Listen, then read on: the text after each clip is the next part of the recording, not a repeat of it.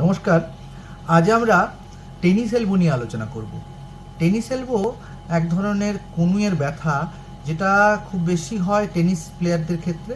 এছাড়া অন্যান্য যারা র্যাকেট প্লেয়ার, যেমন ধরুন স্কোয়াশ যারা খেলে, তাছাড়া ক্রিকেটের ব্যাটার, যারা স্কুটার চালান, যারা স্ক্রুড্রাইভার নিয়ে প্রচুর কাজ করেন, এছাড়া যারা পুরনো দিনের গৃহিণী, প্রচুর রান্না করতে হতো, তাদের ওই খুন্তি নাড়ার জন্য তাদের কনুইতেও ব্যথা হতো। এই সমস্যাটা কনুইয়ের বাইরের দিকে হয়, প্রচণ্ড ব্যথা হয়, এবং এই একটা মাংসপেশি যেটা কনুই থেকে কবজি অবধি বিস্তৃত এবং কবজিকে এক্সটেনশন করায়, সেই মাংসপেশিটা কনুইয়ে লেগে থাকে।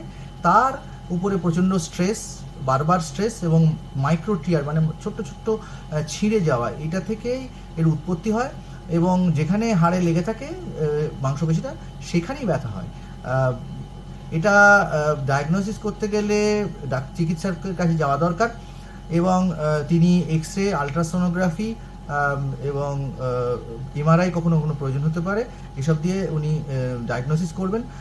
এবং চিকিৎসা বলতে কনুইয়ের বিশ্রাম বা রেস্ট, আইস বা বরফ লাগানো, একটা টেনিস এলবো ব্রেস নামক একটা ব্যান্ড জাতীয় জিনিস পাওয়া যায়, সেটা টেনিস মানে কনুইতে পরা এবং সেইভাবেই কাজ করা।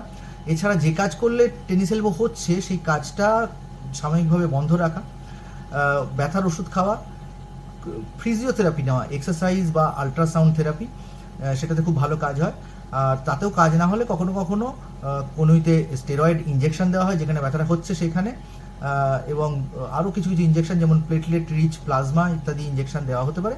খুব বিরল ক্ষেত্রে কখনো কখনো আর্থ্রোস্কোপিক অপারেশনের প্রয়োজন হতে পারে। নমস্কার।